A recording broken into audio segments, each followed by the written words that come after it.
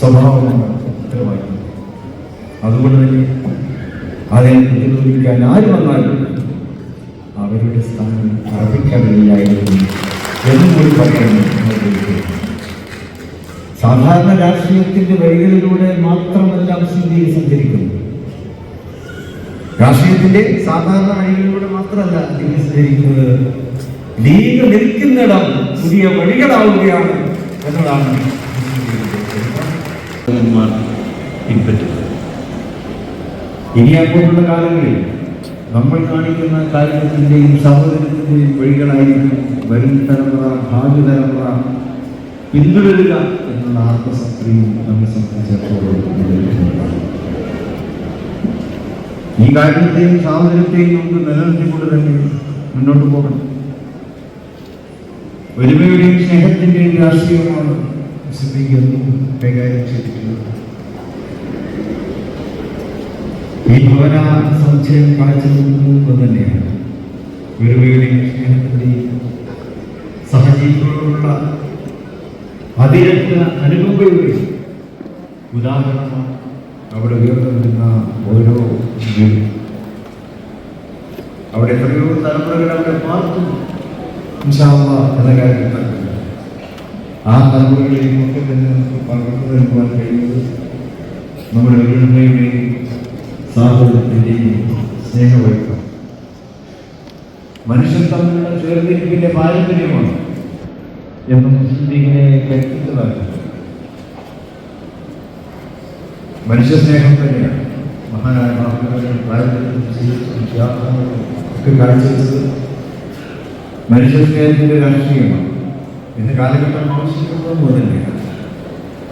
ലോകമെങ്ങും രാഷ്ട്രീയമായുള്ള തിരുത്തലുകൾ വന്നുകൊണ്ടിരിക്കും. യുദ്ധങ്ങളെയും ഏറ്റുമുട്ടലുകളെയും എല്ലാം വെറുത്തുകൊണ്ടിരിക്കുകയാണ്.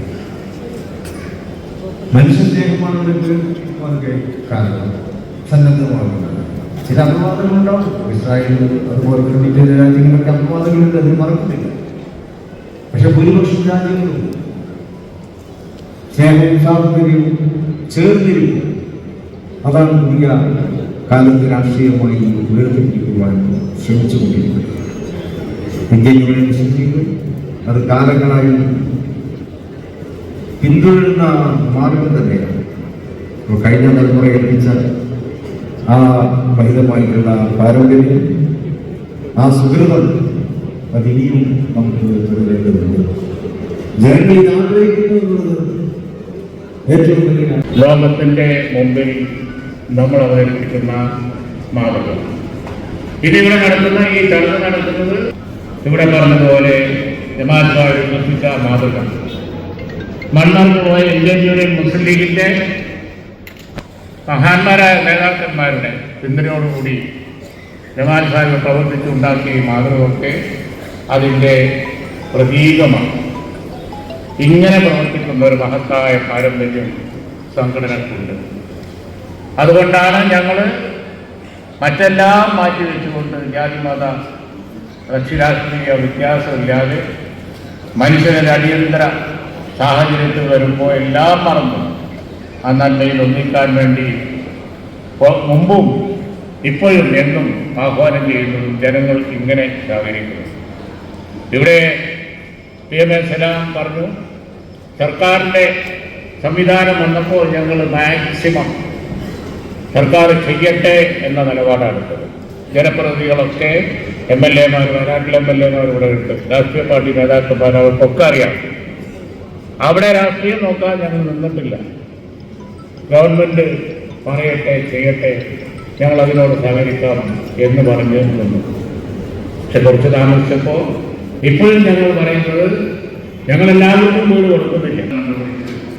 നല്ല മാതൃകാപരമായി ഒരു ഭവന സമുച്ചയം ഉണ്ടാക്കുക. ആ ഭവന സമുച്ചയം മാതൃകാപരമായി തീരുമ്പോൾ അതിലുള്ളവരെല്ലാം സർക്കാരിന്റെ തലത്തിൽ നിൽക്കുന്ന അവർക്കും കിട്ടട്ടെ എന്നാണ്, കിട്ടാൻ വേണ്ടി ഞങ്ങൾ ആഗ്രഹിക്കും. അതുപോലെ തന്നെ ആര് ഇവിടെ ഭവനങ്ങൾ നിർമ്മിക്കുമ്പോഴും അവർക്കൊക്കെ കഴിയുന്ന സഹായം ചെയ്തു.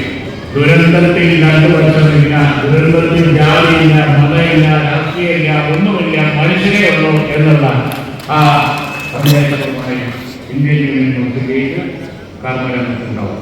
ഈ 105 വീടുകൾ അതുകൊണ്ട് തന്നെ വളരെ വേഗം പൂർത്തിയാവണം, വളരെ വേഗം അത് അവർക്ക് ലഭ്യമാകണം. ഇവിടെ നേരത്തെ പറഞ്ഞപ്പോൾ പറഞ്ഞു, ഓരോ സന്ദർഭത്തിലും നമ്മൾ ആക്ടി എടുക്കുന്നുണ്ട്. കയ്യിൽ കാശ് വേണം എന്ന് അവർക്ക് ആവശ്യമുണ്ടായപ്പോൾ മറ്റൊന്നും നോക്കാതെ പ്രവർത്തിക്കുന്നുണ്ട്. അതുപോലെ ഓരോ സന്ദർഭത്തിലുണ്ട്, ഇനിയും ഉണ്ടാവും എന്നാണ് എനിക്ക് പറയാനുള്ളത്. അതാണ് പാലക്കാട് ധർമ്മന്മാരുടെയും വീടിൻ്റെയും പാരമ്പര്യം. അത് എപ്പോഴും നിങ്ങളുടെ കൂടെ ഉണ്ടാവും എന്നാണ് വിശുദ്ധമായ എൻ്റെ അധ്യക്ഷ പ്രസംഗത്തിൽ പറയാൻ ഞാൻ ആഗ്രഹിക്കുന്നത്. ഇന്നത്തെ മഹത്തായ കർമ്മം മുതലേക്കാൻ അഭിമന്യനായ പാലക്കാട് ചെയ്ത് സാധിക്കും. കേരളത്തിന്റെ മർദ്ദിത പീഡിത പിന്നോക്ക ജനതയുടെ മുന്നണി പോരാളി ഇന്ത്യൻ യൂണിയൻ മുസ്ലിം ലീഗിന്റെ സംസ്ഥാന പ്രസിഡന്റ് സമാദരണീയനായ പാണക്കാട് ശ്രീ സാദിഖ് അലി ശിഹാബ് തങ്ങൾ ഈ മഹത്തായ പരിപാടിയുടെ ഉദ്ഘാടന പ്രഭാഷണം നടത്തുന്നതിന് വേണ്ടി ആദരപൂർവ്വം ക്ഷണിക്കുന്നു.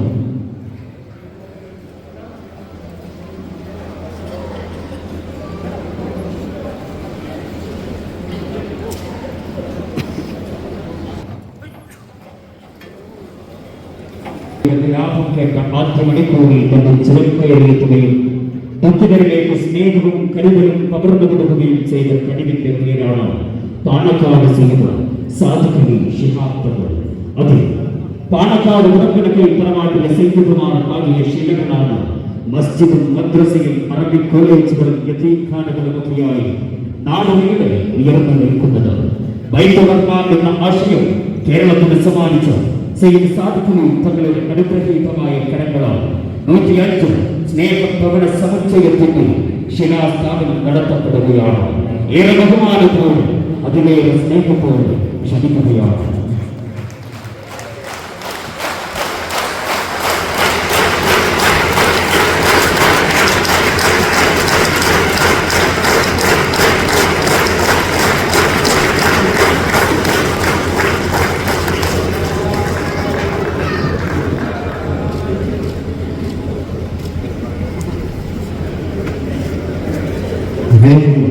ബഹുമാനിയായ തങ്ങളുടെ ഉദ്ഘാടന പ്രസംഗം നടത്തുകയാണ്. മുസ്ലിം ലീഗിൻ്റെ 105 വീടുകൾ ഇവിടെ നിന്ന് സമർപ്പിക്കുകയാണ്. മുട്ടിൽ ആണ് ഈ വീടുകളൊക്കെ വരുന്നത്. ഇത് കണ്ടില്ലേ, 105 വീടുകൾ ഈ സ്ഥലങ്ങളിലാണ്.